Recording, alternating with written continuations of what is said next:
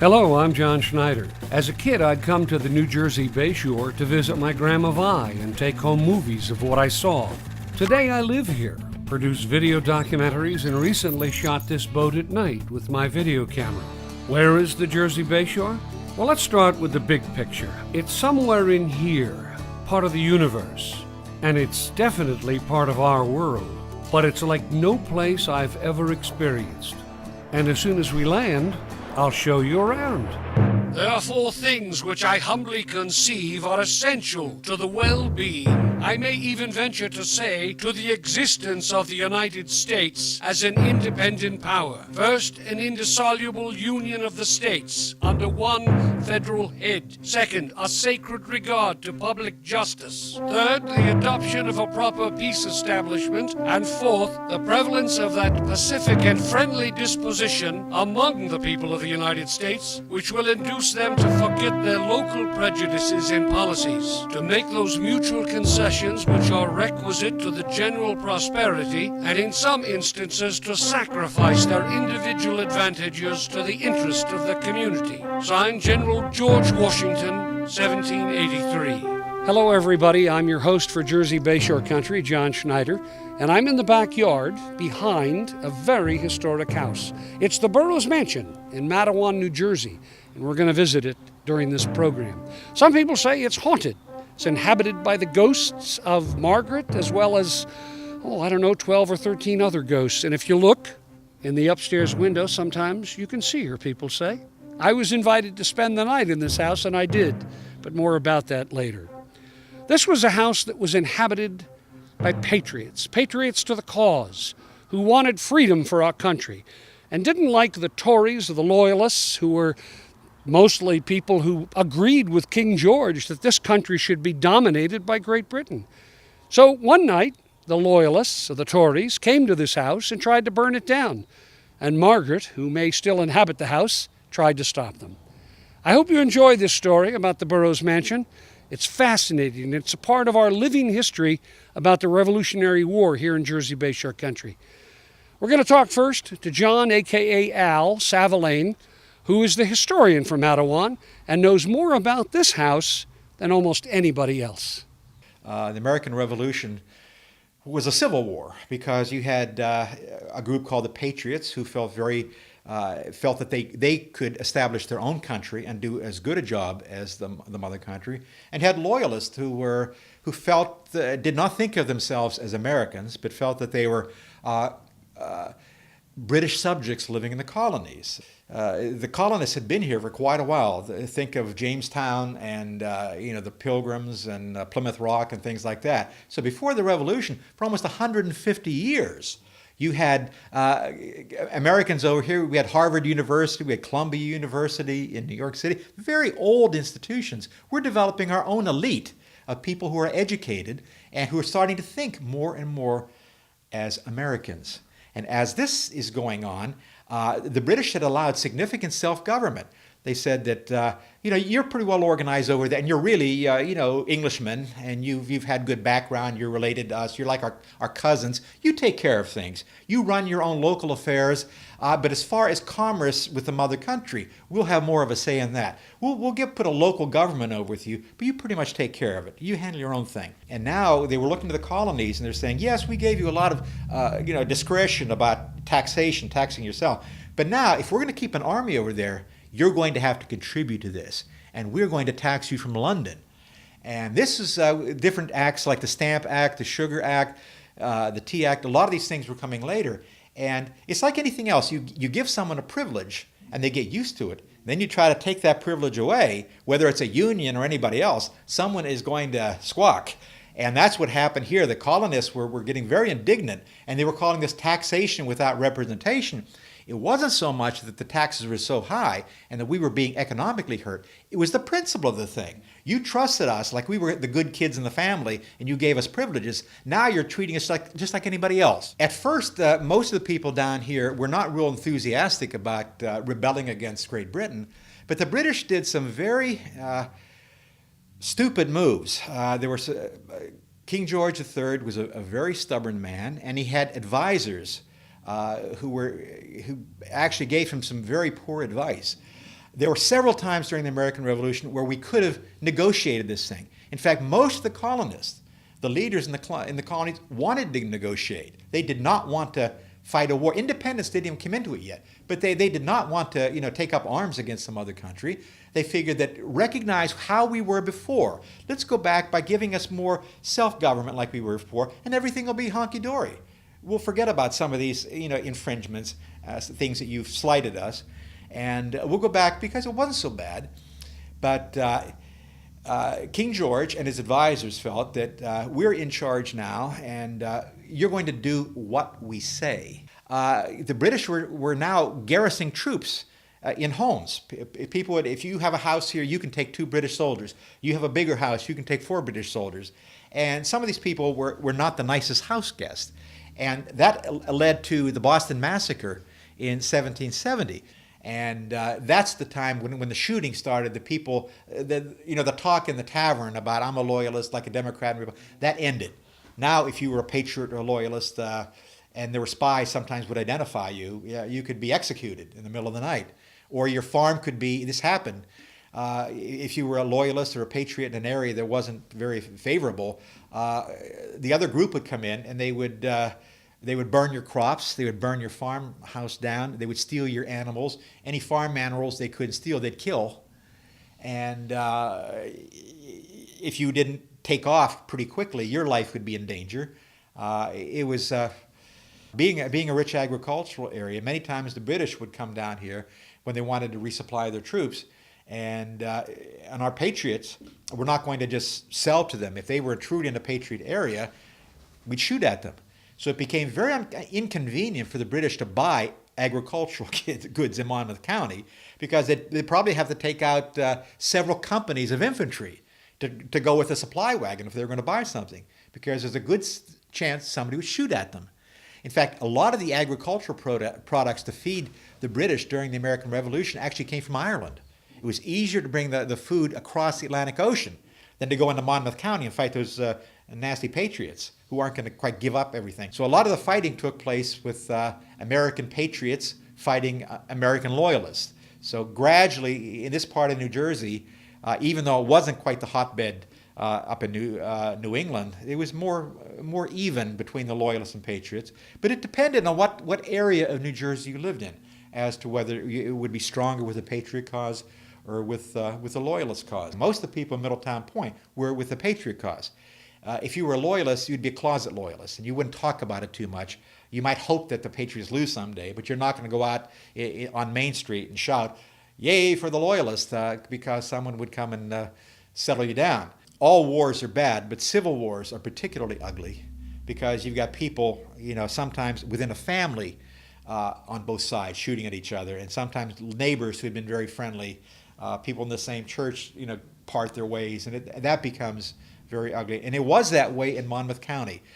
If you were in the militia or you were fighting, almost 100% sure you could say you're a patriot, because what it took to go up and face regular troops, and if you were captured, the chance of being put on a prison hulk or being executed. So no one was going to do that who was wishy-washy. Certainly no one who was a loyalist. Since this was a patriot area, the British, when they occupied Manhattan and Staten Island, had all kinds of British shipping in Raritan Bay. And there was a group of colonials who were privateers.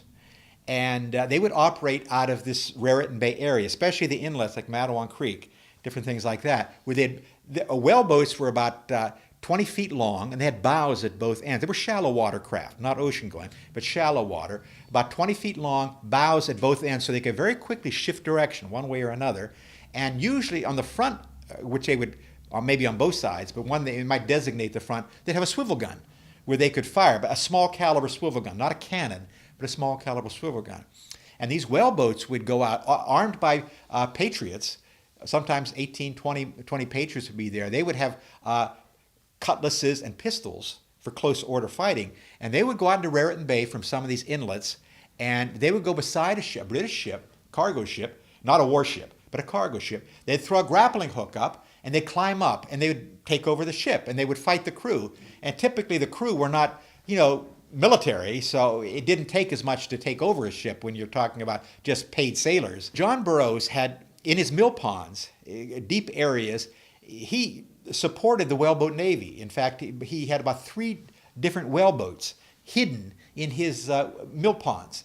Now, this, if the British would discover this, this was a capital offense, because you're doing a major thing against the British war effort. They would string you up to a tree. So it took a lot of courage to support this. Everybody here knew what he was doing, and that's why they identified him as a patriot. Also, he was a member of the Sons of Liberty. And remember the Boston Tea Party, this group up in Boston who threw the tea overboard? He was a member of the group, and when the British shut down the port of Boston and the people depended a lot of shipping coming in to bring goods, and John Burroughs sent a lot of his corn and his grains via different channels up by boat up to help the people of Boston, which was another capital offense if they caught you doing that, because you're working against the British government. The thought of going against the British Empire, the most powerful empires in the world, with what we had here, a tiny country of 13 small colonies without a real military. We had militia people, not professional soldiers, and we didn't really have a navy, was unthinkable. So gradually we moved in that direction more and more. You could see why many of the loyalists were hesitant at first to join up with the Patriots and to raise their hands to join the Continental Army, in that it was a significant step. And in those days, if you went into rebellion against the mother country, you were not considered an average combatant, like on European terms when armies fought, professional armies fought. You were considered a traitor and a rebel. Now, the British didn't have officials stationed in town here. They were in other areas, but the loyalists would have contact with their British counterparts, and the British would certainly ask, who are the leaders in the area? And John Burroughs would certainly be listed because of what he did. And being we were a village, not even a small town, a village. So when grain was being sent up to help the people of Boston, or whaleboats were being hid on the mill stream, everybody in town knew about it. So I'm sure the loyalists would pass that information on. But now the British would have to decide, okay, this guy, we'd like to get him, but what does it take to get him? Now, we can't just send, a couple people to arrest him, or they'll end up dead. So it would take a military action to actually come in here to arrest him. So they find out that he's coming here into Middletown Point to the house here in town to visit his young wife. So they decide to launch a raid from Sandy Hook. Out on Sandy Hook were the New Jersey Royal Volunteers, the Skinner Greens. So they decide they're gonna launch a raid, come across Raritan Bay, and try to capture Captain Burrows. In those days, it was important to capture important people. They would be used as pawns in negotiation. So if you were a notorious person, it was good to have you in your jail. So if ever you needed to have a prisoner exchange with someone, it's good to have somebody important. So Captain Burrows was very high on that list. So they decided to launch a raid. It's a night of May 27th, 1778. It's about 12 midnight. And what's interesting, this is almost exactly 1 month to the day of the famous Battle of Monmouth, which took place down the road in Freehold, which was called Monmouth Courthouse in those days, which was the largest land engagement in North America. And so the Skinner Greens decide to send a contingent, about 70 Skinner Greens, to try to capture Captain Burrows. So they're coming across Raritan Bay by longboat, and they land up around Keyport, where they can get into more shallow water. And they're starting to march in this direction. Now, some people locally who are loyalists are starting to join up with the Skinner Greens as they're coming in this direction. Now, the Patriot spies up on Fox Hill also notice what's going on, and they kind of put 2 and 2 together, and they see Skinner Greens coming toward Middletown Point, and Captain Burrows happens to be on a leave with his young wife. I'll bet they're coming for Captain Burrows. So Patriot spies came here to the mansion, and they told Captain Burrows that there's Skinner Greens coming this direction, and they're probably coming for you. And so Captain Burrows jumps out the back window, swims across Matawan Creek, and is hiding in the woods up on the other side. Now, as the Skinner Greens are coming in this direction, the Patriot spies also let the Patriot militia units know. So now they're beating their drums, and the Minutemen are coming out of their houses. So there's one company of Patriot militia in this section of town, another over in the southern part of the Freneau section. So these two Patriot groups are starting to move towards the center of Middletown Point. By this time, the Skinner Greens are coming up Church Street. And just about where Church Street runs into Broad Street in Matawan, the fighting starts. And now the Colonials are fighting the Skinner Greens, and a lot of shooting going on. and lives are being taken. But remember, the whole purpose of coming here wasn't just a fight with the local Patriots. It was a raid to capture Captain Burrows. So a group from the fighting separates and they wind their way around the back alleys, and they come to the Burrows mansion. And this is close to midnight at this time, so everything seems to be dark inside. So they come and they force the door open, and the Skinner Greens come inside. Their armed Skinner Greens come inside the entryway. Now, coming down the stairwell is this young girl. She has a candle, and she has her nightdress on, and she's wearing a little shawl over her shoulders. Now, she's a teenage girl, not real robust, kind of a frail teenage girl. But remember, her name is Margaret Foreman Burrows. She's a foreman, and these foremans are tough cookies, and they're strong patriots.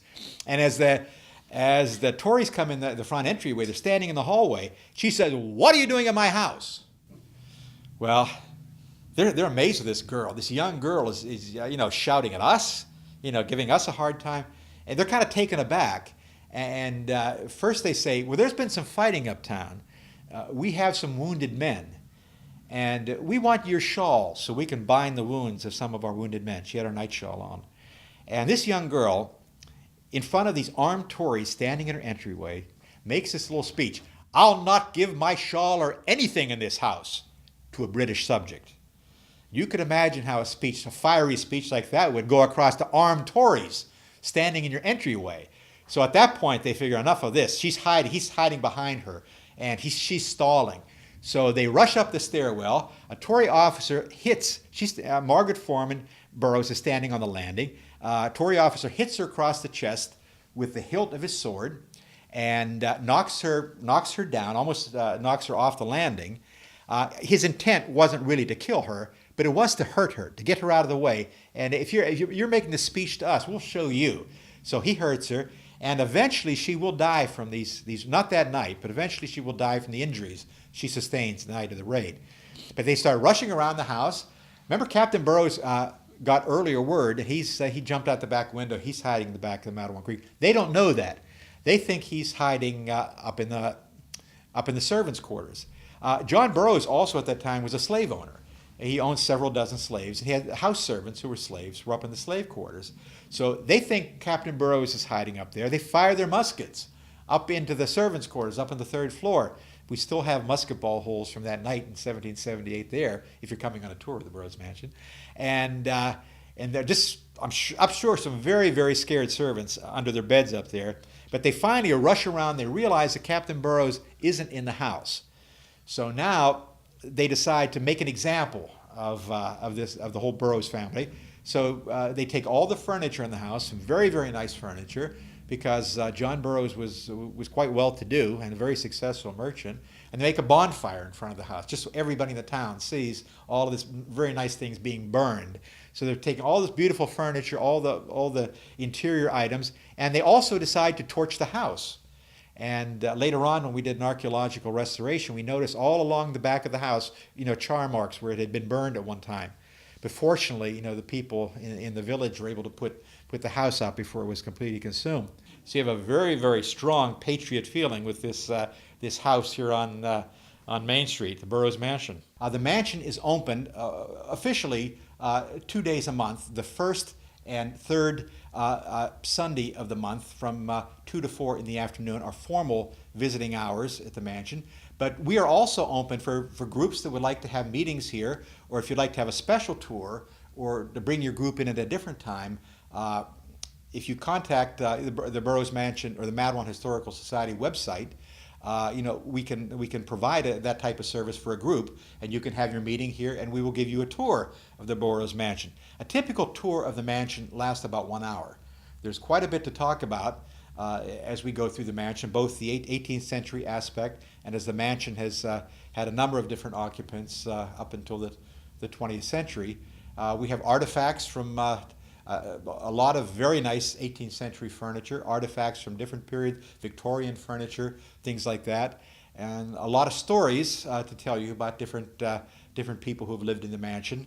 It's quite a history, almost 300 years of history. In fact, the last family to live in the Burrows Mansion was the Brown family. They came in 1904.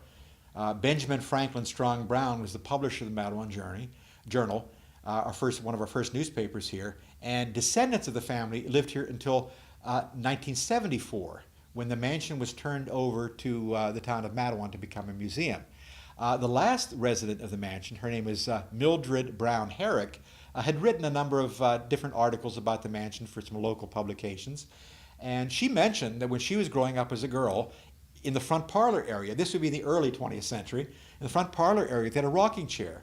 And there was an old gentleman with a three-cornered hat, colonial type dress, who would sit in the rocking chair, rocking back and forth, kind of doing his own thing. And they would walk by and they would say something. He wouldn't really look to them. He would just keep rocking. And they felt very comfortable. And for years, he was like their resident ghost. And they would, they spread this information on, that there was a man who kind of stays at our house, and he's welcome, and we try to be friendly to him. We've also, some of the earlier accounts of the Burrowes mansion, historical type evidence, indicates that some people had recorded seeing a light going up and down the stairwell at the mansion. And they kind of put two and two together, that since Margaret Foreman had been injured in the mansion and eventually became a fatality of that night of the raid, that they believed that might have been her spirit, with a light going up and down the stairway. And up to this date, we've had 17 paranormal groups come to the mansion to actually do long, thorough, scientific type investigations. Each group, I've been present at each investigation. Each group has found one thing or another of interest that has indicated through their experiences that certain things that go on here are of a paranormal nature. So Margaret, who is a patriot in her own right, supposedly haunts this house, I think in a very nice way, I hope. I was invited to spend the night at this mansion, which I did. Al Savelaine, the historian from Matawan, said, "Come on, bring your camera, bring your microphones, bring all your equipment, and experience it for yourself." So that's what I did, and I'm going to bring you along with me. Here's my report on the haunting of Burrowes Mansion. And Burrowes Mansion is in Matawan. Matawan is such an old historic area, so many wonderful shops and old buildings, you've just got to see it. Many of the homes date back hundreds of years, and the Burrowes Mansion is no exception. I spent a lot of time in preparation. I strolled around Matawan looking at all these old homes and thinking to myself, what am I going to do if I see a ghost? And here it is. I spent some time walking around the house and around the grounds, and then it was time to go inside. I spent a lot of time in the center hall because that seemed to be where all the action was during the Revolutionary War. But at some point, I was drawn to something in the house. I talked to Al about where were the spirits mostly. He said if you go upstairs in the slave quarters, there's a lot more negative energy. So we went up the steps, we went up to an area where the slaves were quartered and where they served the masters who lived in the house. And I looked in one particular room and I was drawn to this area right here. What are these drawings?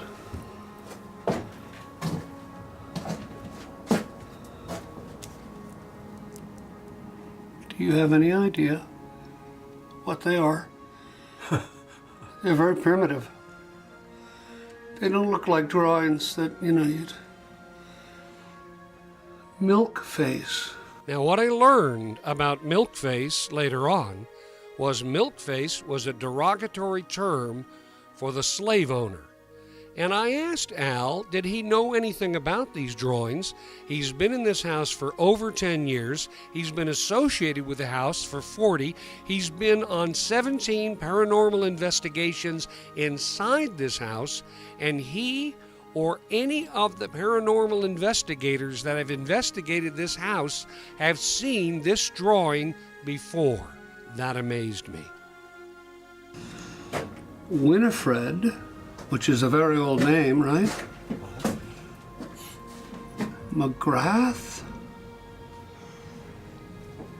Winifred McGrath. I think that's what it says.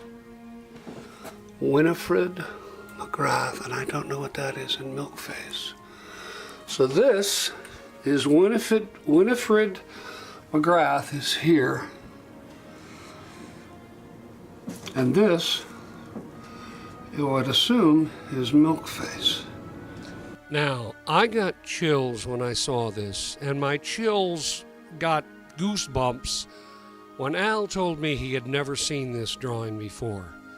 And it really concerned me, because here was Winifred, a lady of some kind, or maybe a child, who looked fairly healthy, had fingers and toes, and here was Milkface. Milkface was reaching out to Winifred and had a very small, little tiny head, and underneath Milkface, between his legs, I assume it's a male, was a little tail, or perhaps a sexual organ. I don't know, but it looked bad. It seems to be there were some sad stories up here. But I'm not necessarily frightened that I'm going to be harmed or anything, but I just don't, I usually don't stay up here much longer than I really need to. A number of different things have gone on in the house. Sometimes when you're a tour guide, you'll emphasize certain things as if that were the basic character of the house. What the spirits tend to indicate is that what you say may be true, but there are a lot of other stories that you aren't telling that maybe you don't even know about. And that's where I get the feeling that this is a little bit more complex than just an old house.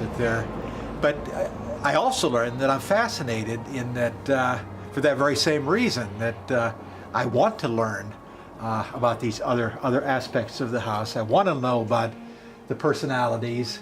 And as a historian, I love a good story, something that I can relate to someone else, about a time period, about an incident, or something that will help someone learn to appreciate what life was like during a different era. And that's why, you know, when I have these sensations that the spirits are here, it just lets me know that there's still quite a bit I have to learn. This is a cliffhanger, ladies and gentlemen. It's the end of our show, and we're going to, in the next episode, do the spirit investigation. I'm not a paranormal investigator, but I find some very interesting things, and I'm going to share them on the next program.